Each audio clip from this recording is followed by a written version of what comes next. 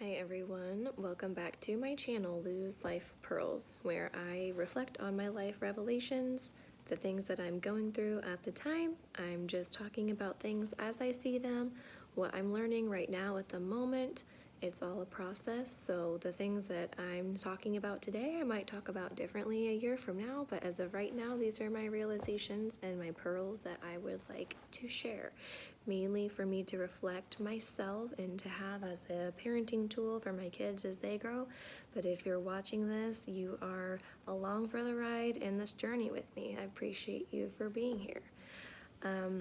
So today, the pearl that I'm bringing to the world is talking about social media, how it can be connecting or dividing.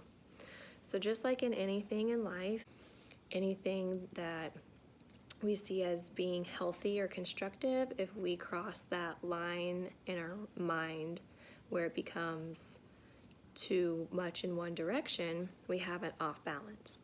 So for instance, maybe like working out. Working out, a lot of us would say, is something positive and something good and physical that we're supposed to do for our physical health. But if you work out too much, we're crossing the line of health at that point. We're crossing the line of mental health and physical health at that point. So everything needs a balance. When I'm talking about social media, that's what I want the tone to be about. I don't really believe that anything in life is good or bad. It really is like yin and yang.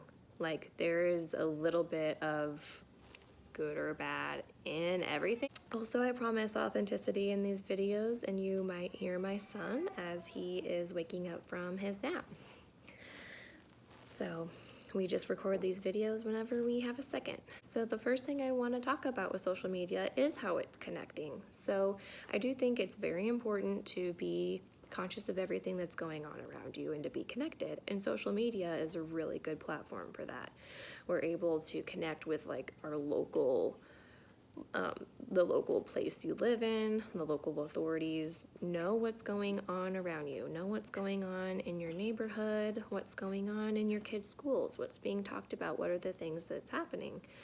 It's important to know and just be aware, especially with everything going on, like with coronavirus right now. It's really good to be plugged in, know about all the updates, know about all the precautions, be aware.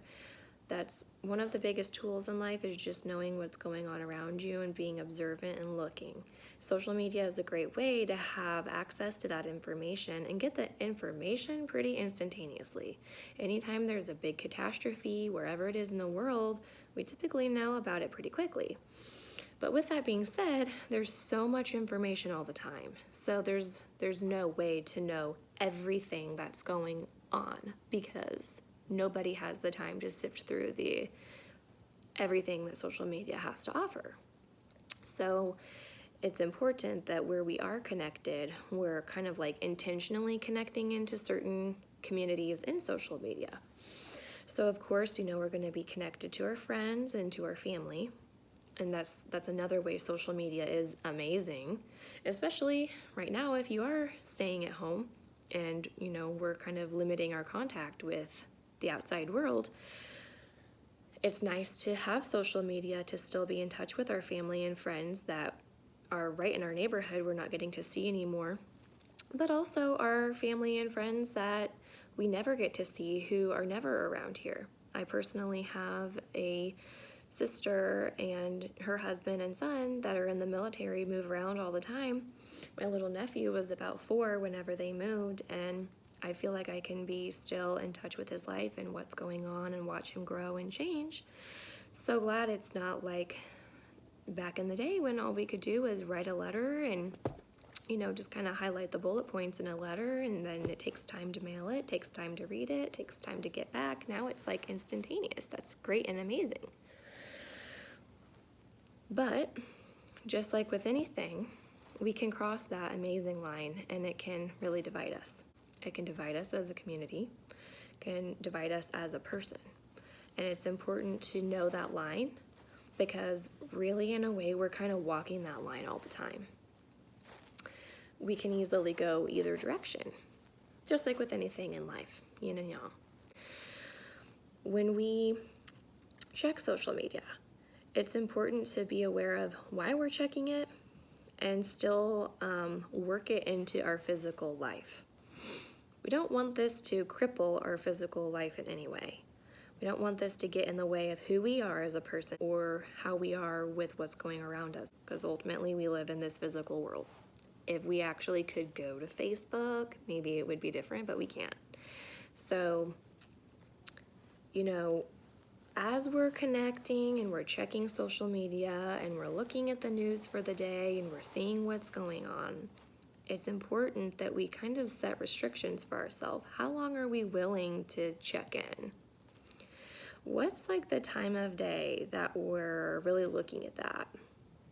Are we sacrificing anything going on physically in the current moment by being on it? Or are we going to bed with social media in our hands every night? Is that something you're okay with doing?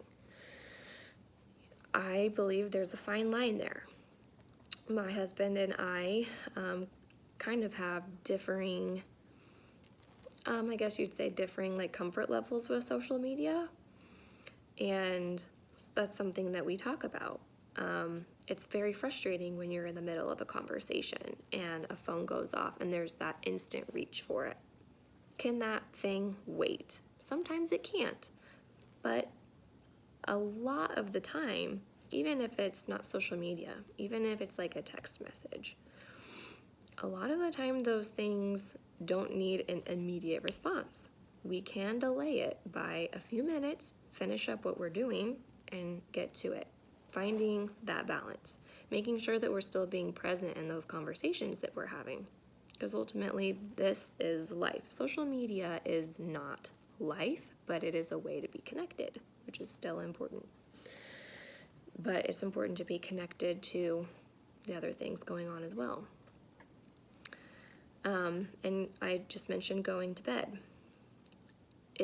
I also believe it's important to have a good sleep routine, a way that you go to sleep. I could start a whole other video on that. When we're on social media at night and we're, our day has ended, there's nothing else we can do, we're lying in bed, we all like to do different things. Maybe it's watching TV, maybe it's being on your phone, maybe it's reading a book, or maybe we just go straight to bed.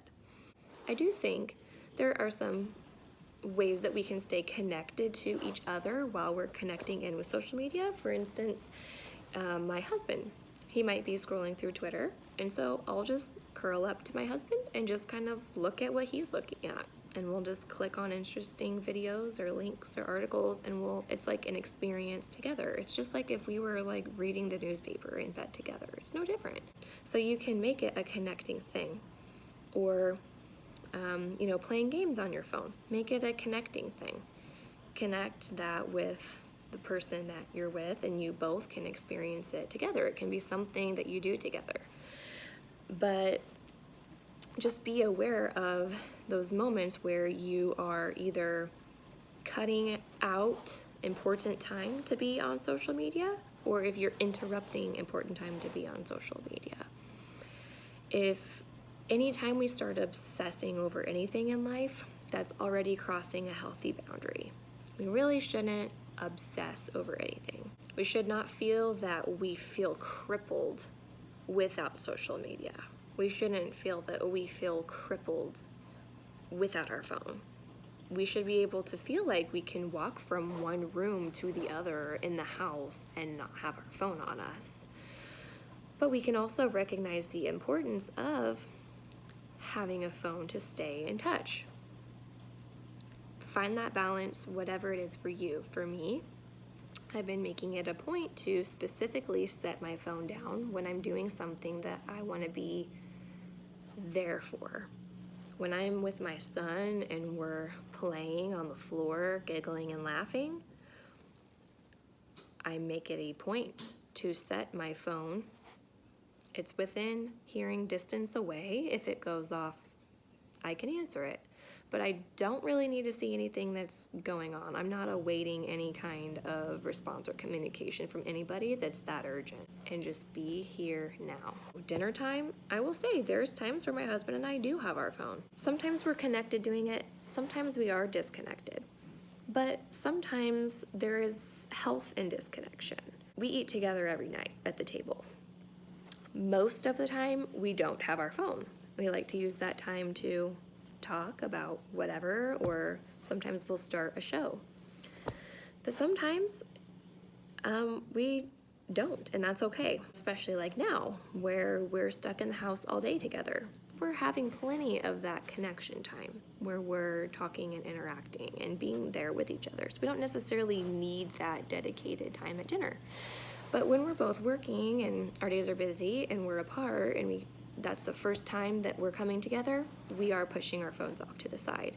So there's not any strict black or white way to do it. It's different for everybody, whatever your routine looks like, whatever your personality is like, how often you like to be together or be apart. It's just important to at least always keep it in the forefront of your mind so that you just don't lose touch. You don't want to lose touch with the people that you care about. Anytime that we get to a point where we are losing touch with ourselves, where we're letting social media divide our own self, that's when we need to recheck how we're doing things. Anytime that we're starting to compare what's going on social media with our own self, or we can't put our phone down, but we're feeling bad about ourselves based on what we're seeing on social media, we need to reevaluate things. That's not to say that because we read a negative news article, we need to just ignore the news that's going on. But what I mean is anytime where we start devaluing who we are as a person, or we start seeking the attention that social media has to offer because we feel that it's giving us something, that it's filling in a blank that we think we need, that's when we need to reevaluate the balance there.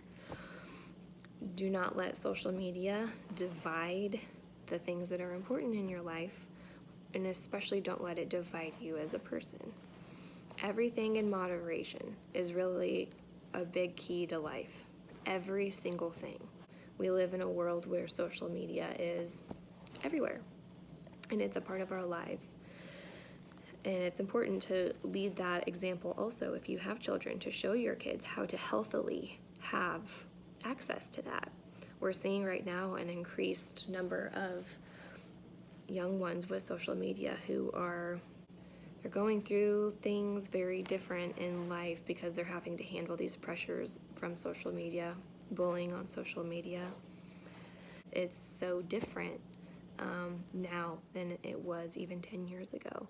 So teaching the young generation how to handle social media and have that balance, it's not a bad thing, but it's not the world.